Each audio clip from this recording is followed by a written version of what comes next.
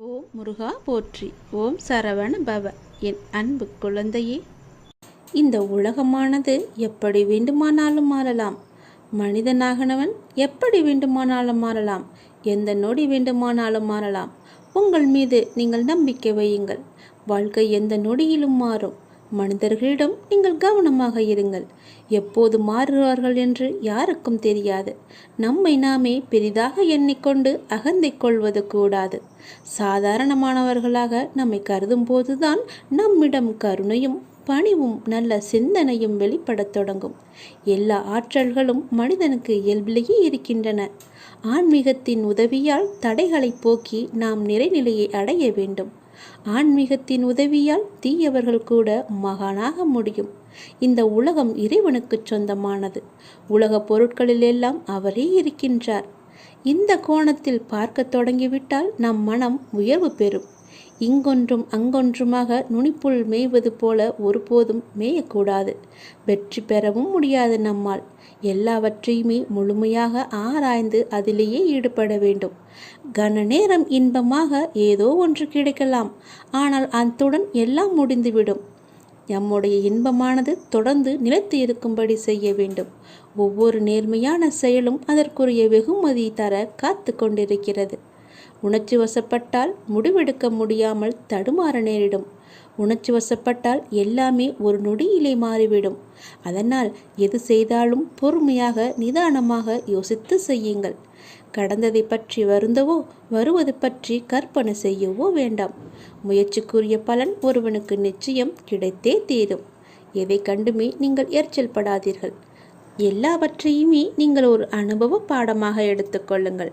நமக்கு எது நடந்தாலும் இது ஒரு அனுபவம் என்று எண்ணிக்கொள்ளுங்கள். மனசாட்சிக்கு கட்டுப்பட்டு நடந்தால் உங்களுடைய வாழ்வு நலம் பெறும். மனம் என்பது கடவுளின் கையில் ஒரு கருவியாக இருக்க வேண்டும்.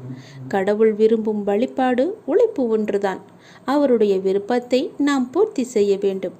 கடவுள் நம்பிக்கை ஒன்றே மனிதனுக்கு உண்மையான உதவி. கடவுளின் விருப்பப்படி நடக்கட்டும் என எல்லாவற்றையுமே விட்டுவிடுங்கள்.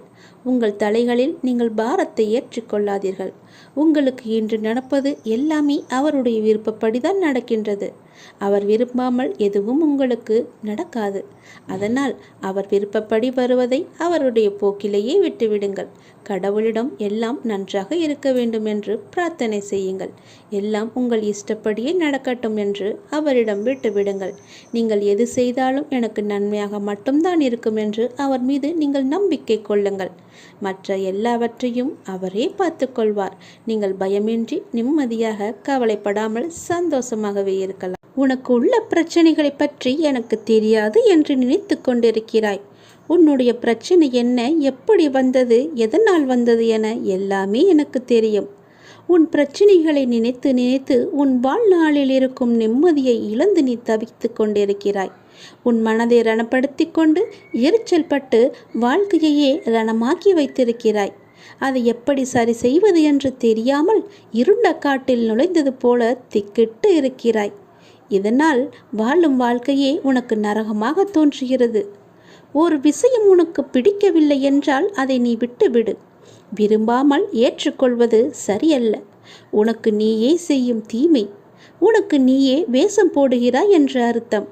உனக்கு அது நிம்மதி தராது. மற்றவர்களுக்கும் நிம்மதி இல்லாத சூழலை உருவாக்கும். அதை விட்டு நகன்று விடுவதுதான் சிறந்தது உனக்கு. அமைதியாய் போவதில் தவறு இல்லை.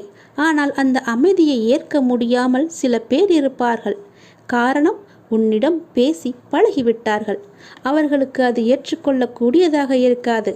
அவர்கள் செய்யும் சில விஷயங்கள் வருத்தத்தை ஏற்படுத்தியது என்றால் மனம் வருந்தாமல் அமைதியாக நீ விலகிவிடு. அவர்களுக்கு நீ விட்டு சென்றதாக தோன்றும். உண்மையான காரணத்தை அவர்களுக்கு நீ உணர்த்த வேண்டுமென்று அழையாதே. உன்னை புரிந்தவர்களாக இருந்தால் அது அவர்களுக்கு தெரியும். அவர்கள் செய்த தவறு என்ன, எதற்காக நீ அமைதியாக இருக்கிறாய் என்று. இதையெல்லாம் ஒரு விஷயமாக எடுத்துக்கொண்டு நீ கலங்காதே.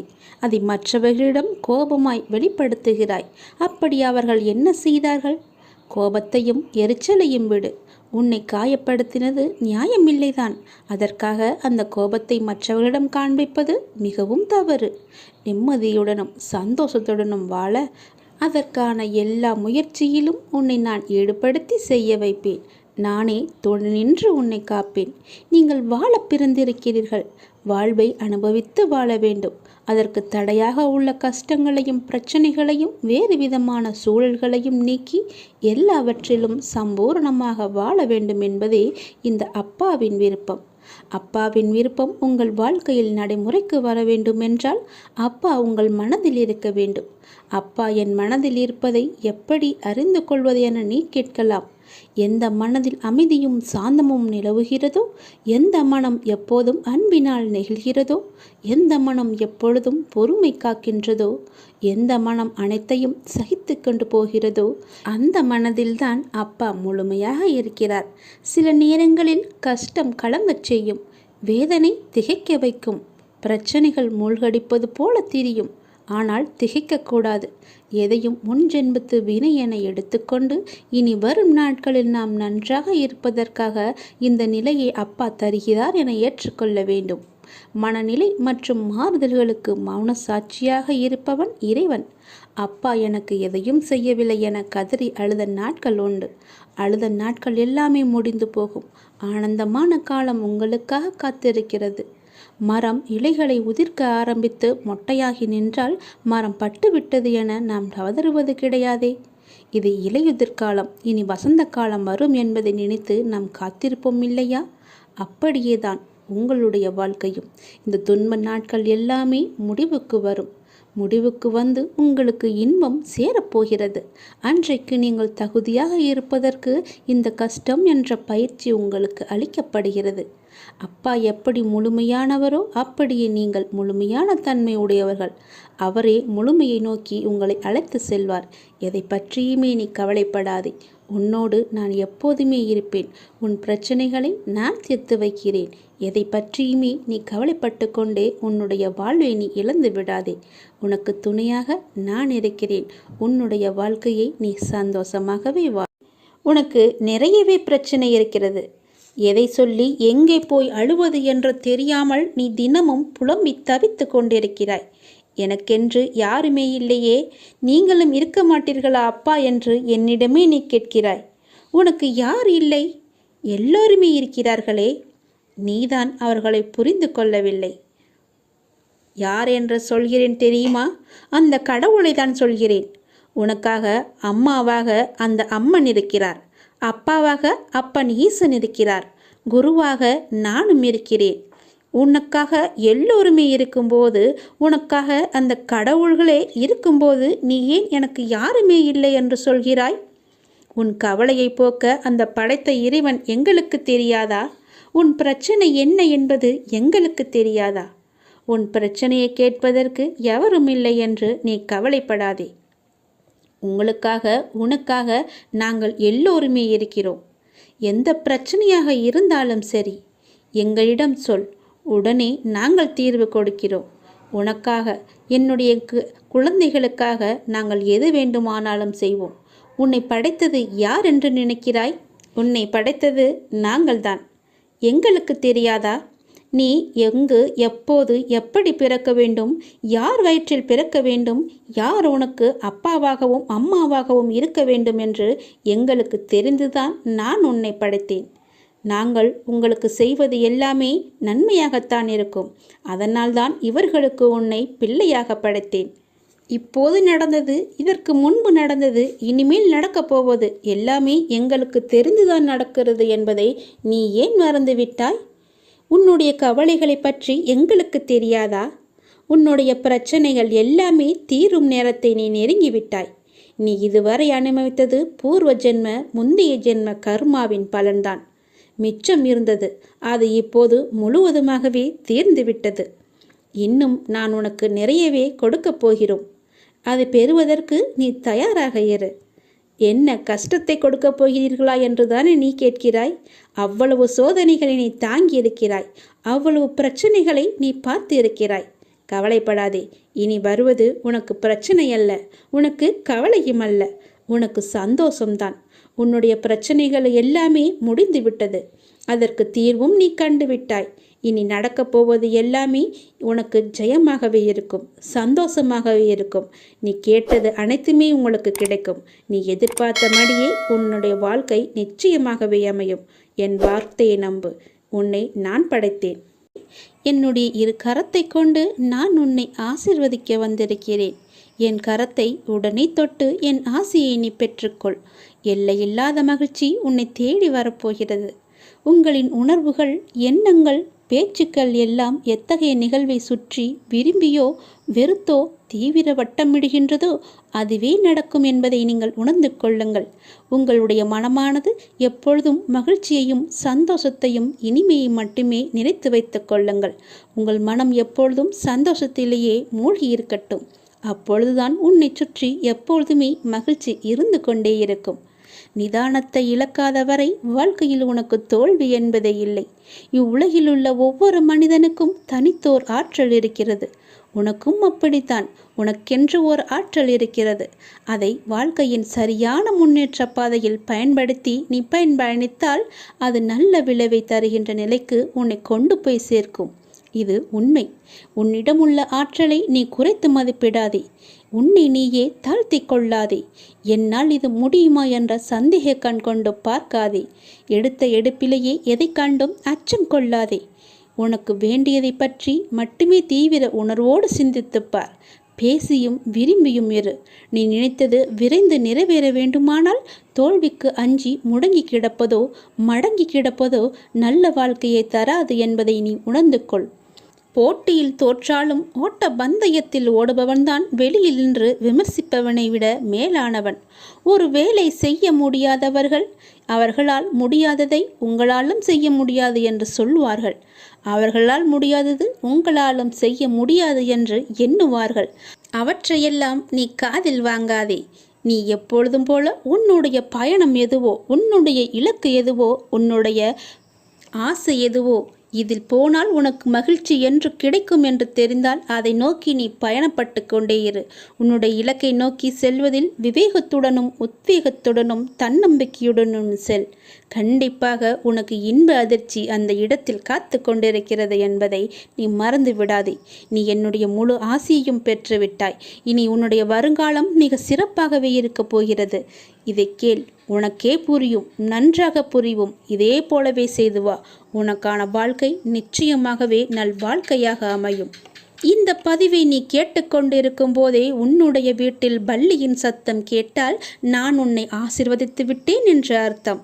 இப்பொழுதே நீ நன்றாக கவனித்துப்பார். என் ஆசி உனக்கு கிடைத்துவிட்டால் உன் உடல் முழுவதுமே மெய் சிலிர்த்துவிடும். என் அப்பா சொன்னது போலவே நடந்துவிட்டது என்ற உன் மனம் சரியாகவே எண்ணும். அப்பொழுதுதான் என்னுடைய ஆசி உனக்கு கிடைத்தது என்று நீ நம்புவாய். நீ நிச்சயமாகவே முன்னேறுவாய். எதை பற்றியும் நீ கவலைப்படாதே. எல்லையில்லா மகிழ்ச்சி உன்னை தேடி வந்து கொண்டிருக்கிறது. நீ சந்தோஷமாகவே வாழப்போகிறாய். எதை பற்றியுமே கவலை என்ற எண்ணம் கூட உன் மனதில் இனி தோன்றக்கூடாது. மகிழ்ச்சி, சந்தோஷம், நிம்மதி, இனிமை என்ற எண்ணம் மட்டுமே, நேர்மறை எண்ணம் மட்டுமே உன் மனதில் இருக்க வேண்டும். அதை மட்டுமே உன் மனதிற்குள்ளே வைத்துக்கொள். எதிர்மறை என்ற ஒரு சிறிய துகள் கூட உன் மனதில் இருக்கக்கூடாது. நேர்மறை மட்டுமே உன் மனதில் நிலைத்து இருக்கும். வெற்றி மட்டுமே உனக்கு கிடைத்து கொண்டே இருக்கும். மகிழ்ச்சி நிலைத்து உனக்கு இருக்கும். யார் உனக்கு துன்பத்தை கொடுத்தார்கள் என்று உனக்கு ஞாபகம் இருக்கிறதா? உன்னுடைய இன்றைய பிரச்சனைக்கு யார் காரணம் என்று ஞாபகம் இருக்கிறதா? எதையும் நீ மறந்திருக்க மாட்டாய். யார் உனக்கு துன்பத்தை கொடுத்தாரோ அவர் இன்றைக்கு நிச்சயம் நன்றாக இருப்பதை போன்ற தோற்றம் உனக்கு தெரிந்து கொண்டிருக்கும். அப்படிதானே? உனக்கு துரோகம் இழைத்தவர்கள் இப்போது நன்றாக செழுமையாக எந்த கவலையும் இல்லாமல் இருப்பது போலதான் உனக்கு தெரிகிறது. கெட்டதை செய்பவர்கள் நன்றாக இருக்கின்றார்கள். நல்லதை மட்டுமே செய்து கொண்டிருக்கின்ற நான் கஷ்டப்படுகின்றேன் என எரிச்சலோ நீ கவலையோ மட்டும் படாதே. அவர்கள் காலையில் பூத்து மாலையில் வாடும் பூவை போன்றவர்கள் என்பதை மனதில் வைத்துக்கொள். ஒரு பூ காலையில் பூத்தால் மாலையில் எப்படி இருக்கும்? வாடி போய்விடும் அல்லவா? அப்படிதான் அவர்களும். இப்போது பூத்து குலுங்கும் நேரம். விரைவிலேயே அவர் வாடும் நேரத்தையும் எட்டி விடுவார்கள். இன்னும் கொஞ்சம் காலம்தான். நீ பொறுமையாக இரு. அவர்கள் வாடப்போவதை நீ கண்கூடாக பார்க்கப் போகிறாய். இப்போது உள்ள மேன்மையிலிருந்து விரைந்து கீழே தள்ளப்படுவார்கள். நீ எப்படிப்பட்டவன் என்பது தெரியுமா? நீயோ விருட்சத்தை போன்றவர். விருட்சமாக வேரூன்றி ஆழமாக நிற்கப் போகிறாய். எல்லோருக்கும் நிழல் தரும் மரமாக இருக்கப் போகிறாய். அநேகம் பேர் உன்னை ஏமாற்ற வந்தாலும் நீ எதற்குமே அயர்ந்து போகாதே. எத்தனை இழப்புகள் வந்தாலும் சோர்ந்து போகாதே.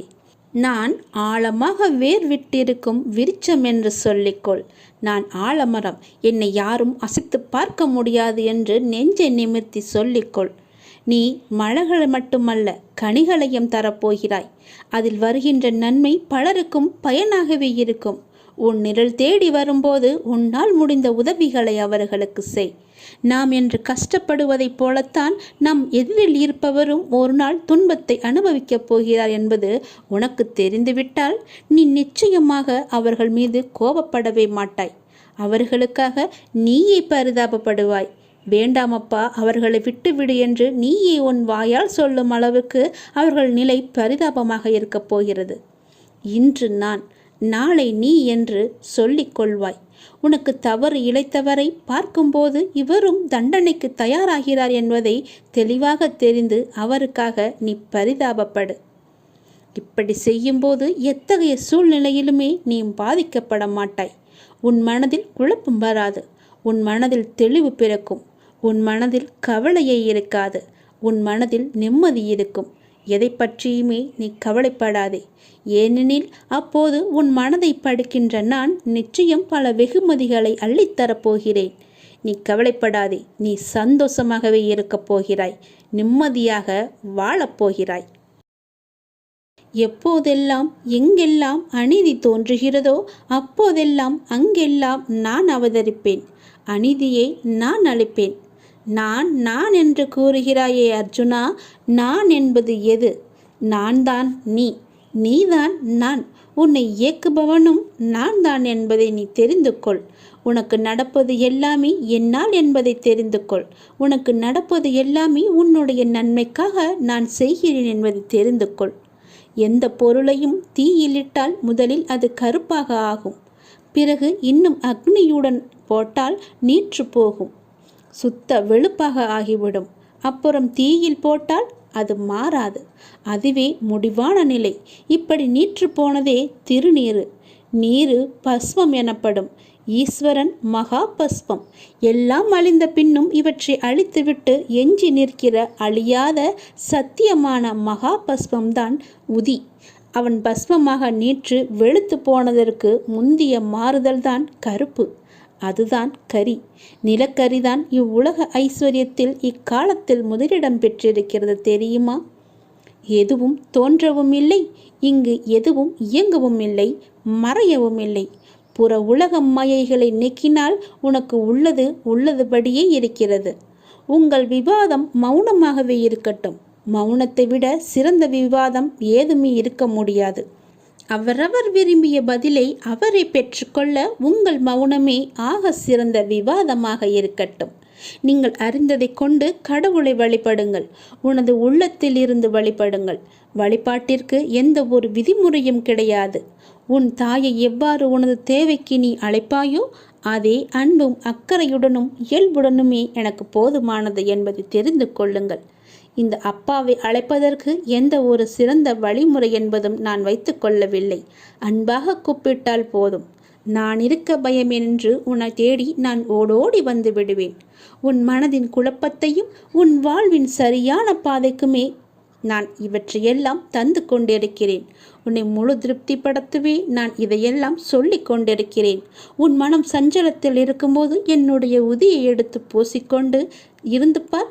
உன் மனம் தெளிவாகும். உனக்கு மாமருந்தே இதுதான். உன் மனம் உடனடியாகவே தெளிவடைந்துவிடும். உன் பார்வையே உனக்கான வெற்றி என்று தெரிந்து கொள்.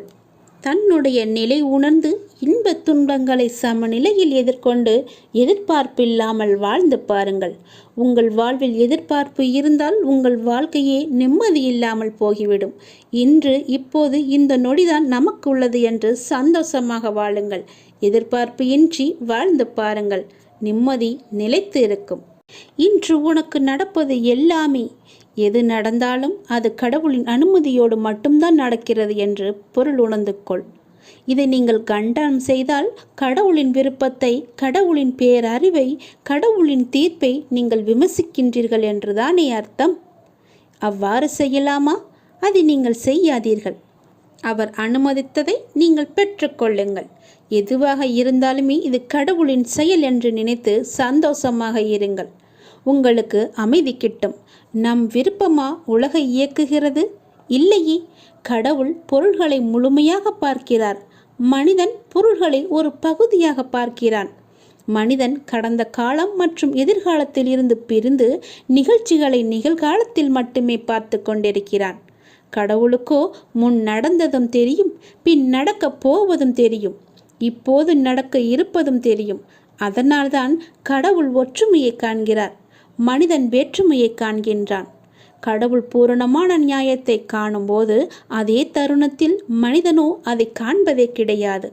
நீங்கள் கடவுளின் ஸ்தானத்தில் வைத்து பாருங்கள். நீங்களே கடவுள் என உணருங்கள். பிரபஞ்சம் முழுவதும் உங்களுக்கு படைப்பே என்றும் அனைத்தும் உங்கள் விருப்பத்தாலேயே நிகழ்கின்றன என்றும் உணர்ந்து கொள்ளுங்கள். உடனேயே உங்களுக்குள் அபரிமிதமான அமைதியும் ஆற்றலும் ஊற்றெடுப்பதை நீங்கள் உணர்ந்து கொள்வீர்கள். பிறர் நம்மை திட்டும்போது பிறர் உங்களை காரணமின்றி திட்டுவதாகவும் காரணமின்றி துன்புறுத்துவதாகவும் நீங்கள் கூறுகின்றீர்கள். அது உண்மையாக இருந்தாலும் கூட அதற்காக அலட்டிக்கொள்ளாதீர்கள். நிலைமையை பொறுமையுடன் சமாளியுங்கள். இக்கட்டான நிலைமைகளை சமாளிப்பதில் அமைதி ஒரு சக்தி வாய்ந்த ஆயுதம் என்பதை நீங்கள் காண்பீர்கள். யாராவது உங்களை திட்டினால் கண்களை மூடிக்கொண்டு பொறுமையாக இருங்கள். பிறர் அவர்கள் விருப்பம் போல நினைக்கட்டும், அவர்கள் விரும்புவதை சொல்லட்டும். இந்த உலகம் முட்டாள்களால் நிறைந்தது. நீங்கள் அறிவுடையவராக விளங்குங்கள். எல்லோர் முன்னிலையிலும் பணிவுடன் இருங்கள். எந்த நிலைமையிலும் அடக்கமாக இருங்கள். நான் உயர்ந்தவன் அல்லது தாழ்ந்தவன் என்ற எண்ணத்தை விடுத்து அனைவரிடமும் அனைத்திடத்தும் கடவுளை காண கற்றுக்கொண்டால்தான் இது சாத்தியமாகும். கடவுள் அப்படித்தான் விரும்புகிறார். எனவே அது அப்படியே இருக்கட்டும். பிறர் உங்களை நிந்திக்கையில் நீங்கள் மௌனமாக இருங்கள். கலக்கம் அடையாதீர்கள். பழி சொற்களை ஏற்றுக்கொண்டால் என்ன ஆகப் போகிறது? அடக்கத்திலும் தூய்மையிலும் நீங்கள் வளர்ச்சி அடைவீர்கள். அதுவே மிக பெரிய தவம் என்பதை தெரிந்து கொள்ளுங்கள். ஆன்மீகத்தில் நீங்கள் உயர்வடைவீர்கள். நிச்சயமாகவே யாராவது உங்களை வசிப்பாடினால் அவர்கள் முடிக்கும் வரை என்னுடைய நாமத்தை நீங்கள் ஜபித்து கொண்டே இருங்கள். வாய்விட்டு கூறினாலும் சரி, அவர்கள் கூறுவது உங்கள் காதுகளில் விழாது. நீங்கள் செவிடாகி விடுவீர்கள்.